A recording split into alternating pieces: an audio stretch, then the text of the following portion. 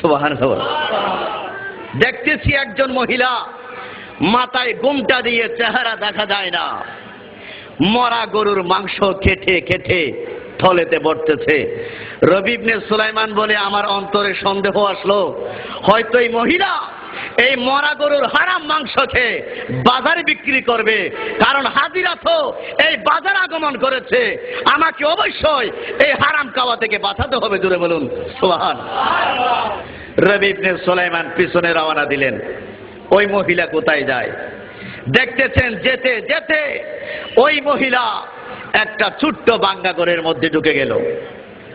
রবি ইবনে সুলাইমান ডাক মারলেন, এই মহিলা, আমি তোমাকে দেখেছি মরা গরুর মাংস নিয়ে তুমি ঘরের মধ্যে প্রবেশ করেছ। মহিলা রে, এই মরা গরুর মাংস তুমি কেন নিয়েছো? ঘর থেকে বের হও। আমি রবি ইবনে সুলাইমান, তোমার ওই মাংস কাটাটা আমি দেখেছি। আর জোরে বলেন, আর একটু জোরে বলেন। রবি ইবনে সুলাইমানের ডাকে মহিলা বলল, এই আল্লাহর বান্দা, তোমাকে মারহাবা জানাচ্ছি, তোমাকে স্বাগতম জানাচ্ছি, তোমার শুভাগমনকে আমাকে আনন্দিত করেছে। আল্লাহর মেহমান, আপনি ঘরের মধ্যে আসুন, আমি আপনার সামনে যাব না, কিন্তু আপনার প্রশ্নের জবাব আমি দেব। চিৎকার দিয়ে বলুন সুবহানাল্লাহ। রবি ইবনে সুলাইমান ঘরের মধ্যে ঢুকলেন।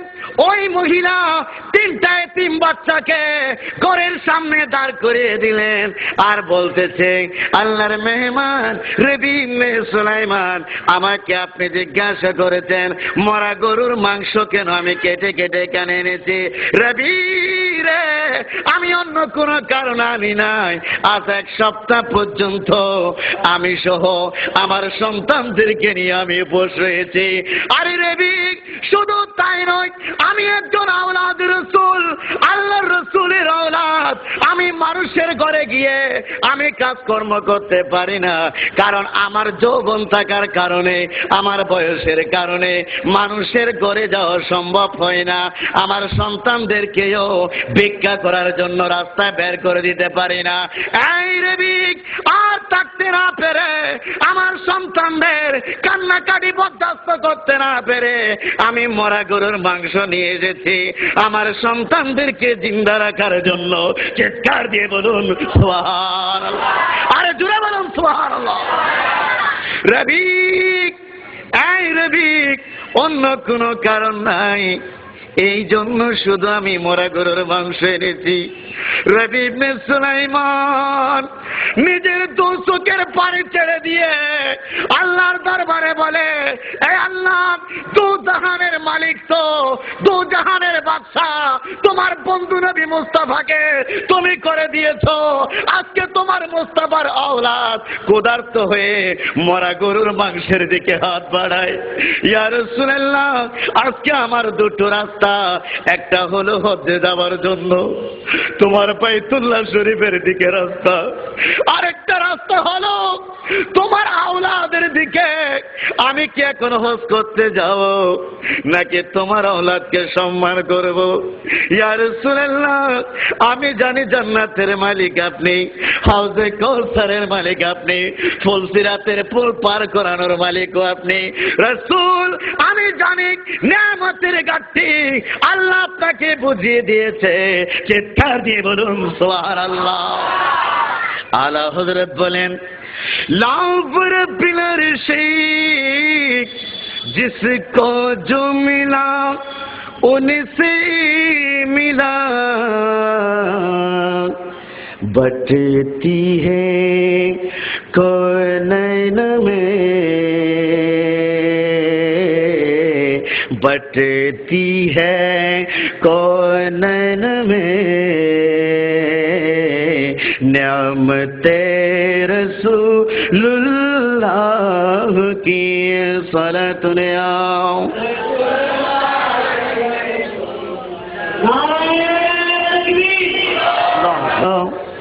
बटती है कौनैन में, बटती है कौनैन में नियामते रसूलुल्लाह के सलातुनिया।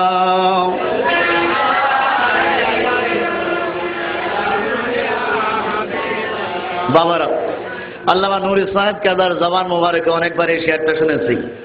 रहमत का खजाना उन्हीं मौला ने दिया है, रहमत का खजाना उन्हीं मौला ने दिया है, जो हमको मिला है वो मोहम्मद से मिला है, जो हमको मिला है वो मोहम्मद से मिला है। सलातुनिया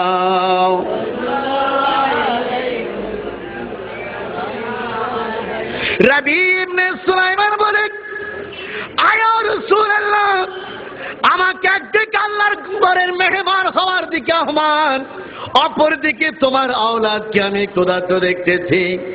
ইয়া রাসূলুল্লাহ, আমি আল্লাহর ঘরের মেহমান যদিও হতে না পারি, আমার বরদাস্ত হয় না আপনার আওলাদের এরকম কষ্ট পাবে। রবি ইবনে সুলাইমান 600 দিরহামকে নিয়ে আওলাদ রাসূলের হাতে দিয়ে বলে, এই রাসূলের আওলাদেরা, আমি মক্কা মুআজ্জামা যাওয়ার জন্য এবং মদিনাতুল মুনাফফারা যাওয়ার জন্য এই 600 দিরহাম আমি তৈরি করেছিলাম, আমি আজকে এগুলো তোমাদের জন্য কোরবান করে দিলাম। আমি আল্লাহর ঘরের মেহমান নসিব যদি আল্লাহ করে আমি আরেকবার যাব, জোরে বলুন সুবহান। রবি ইবনে সুলাইমান যখন 600 দিরহাম দিয়ে দিলেন, ওই মহিলা একটা সিজদা আল্লাহর দরবারে মেরে দিয়ে বলে, ও আল্লাহ, রবি ইবনে সুলাইমান তোমার ঘরের মেহমান হওয়ার জন্য গিয়েছে, আল্লাহ মেহমান যাওয়ার পথে আমি মাঝখান দিয়ে বাধা হয়ে দাঁড়িয়েছি, আমাকে 600 দিরহাম দিয়ে দিয়েছে। আল্লাহ রে, আমি তোমার দরবারে ফরিয়াদ করতেছি, আমি তোমার রাসূলের আওলাদ, আমি প্রার্থনা করতেছি, আল্লাহ রবি ইবনে সুলাইমানের জীবনের সমস্ত গুনাহ মাফ করে দাও। চিৎকার দিয়ে বলুন সুবহান। ওই মহিলার বড় কন্যা সন্তান বলে, আল্লাহ শুধু রবি ইবনে সুলাইমানের গুনাহ মাফ করবে না, আল্লাহ তোমার দরবারে ফরিয়াদ করতেছি, মাহবুব, মাহবুব রে, রবি ইবনে সুলাইমানের গুনাহ শুধু মাফ করবে না, আল্লাহ তুমি তার নামটা জান্নাতুল ফেরদাউসে লিখে দাও। চিৎকার দিয়ে বলুন সুবহান। সালাতুন ইয়া রাসূলুল্লাহ,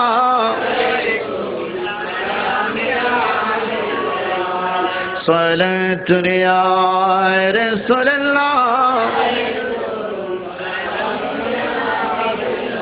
आपके फुरकत ने मारा या नबी, दिल हवा गम से दो पारा या नबी। सलात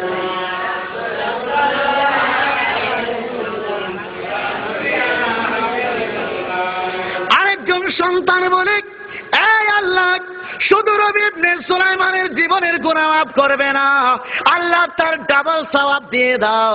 আরেকটা কন্যা সন্তান দাঁড়িয়ে বলে, ওগো আল্লাহ, তোমার ঘরের মেহমান না হয়ে যার জীবনে অর্জিত হজে যাবার জন্য সম্পদ আওলাদ রাসূলের জন্য কুরবান করে দিয়েছে, আল্লাহ দেরি করো না, তাকে আমার নানা জানের সাথে দিদার করিয়ে দাও।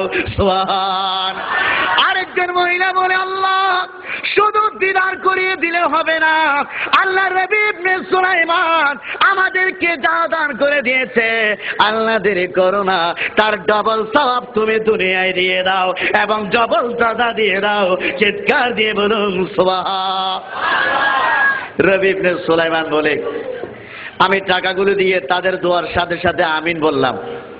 এখন চিন্তা করলাম, আমার কাফেলার বাইরা তো চলে গেছে এতক্ষণ নাই, আমি তো হজও যেতে পারলাম না, এখন যদি আমি বাড়িতে ফেরত যাই, আমার এলাকাবাসী বলবে রবি ইবনে সুলাইমান ধোঁকাবাজি করার জায়গা কি আর কোথাও পাও নাই, আল্লাহর ঘরের মেহমান হওয়ার সাথে ধোঁকাবাজি করলে।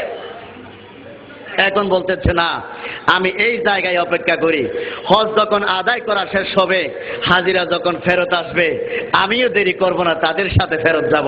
জোরে বলুন সুবহানাল্লাহ। হজ শেষ, কাফেলার আসতেছে। রবি ইবনে সুলাইমান ওই জায়গায় তাসবিহ পাঠ করে বিভিন্ন ইবাদত করে করে সময় কাটায়। আর যখন ওই কাফেলার হাজিরা যখন ফেরত আসলো, হঠাৎ রবি ইবনে সুলাইমানকে দেখা মাত্র জড়িয়ে ধরে বলে, এই রবি, তুমি কোথায় চলে গিয়েছো? তুমি তো আমাদের সাথে আরাফাতে ছিলে, হামে কাবায় তাওয়াফ করার মধ্যে ছিলে, মুজদালিফায় ছিলে, মিনায় ছিলে, আর সাথে সাথে তো আমাদের সাথে মদিনাতুর রাসূলের রওজা শরীফ জিয়ারত করেছো। চিৎকার দিয়ে বলুন সুবহানাল্লাহ। আর জোরে বলুন না সুবহানাল্লাহ। বলে, ভাই শুধু তাই নয়, আমি দেখেছি আপনি একটা গাড়ি আমার হাতে দিয়ে আপনি বাবে জিবরিল দিয়ে রাসূলের রওজা শরীফে প্রবেশ করেছেন। ভাই, আপনি এখানে আমাদের আগে কখন চলে আসলেন? সুবহানাল্লাহ। রবি ইবনে সুলাইমান মনে মনে বলে, আমি তো মক্কা শরীফও যাইনি, মদিনা শরীফও যাইনি, আর এরা বলে কি আমাকে কাবা শরীফে দেখেছে, আমাকে মদিনা শরীফে দেখেছে, আমাকে আরাফাতে দেখেছে, আমাকে মুজদালিফায় দেখেছে, আমাকে মিনায় দেখেছে, রাসূলের রওজা শরীফ জিয়ারত করতে দেখেছে। ঘটনা কি? বলে, আমি একটু অপেক্ষা করি। রাত্রে একটু একটু যখন ঘুমের ভাব আসলো, দেখতেছে মদিনাতুর রাসূল তাশরীফ নিয়ে এসেছেন।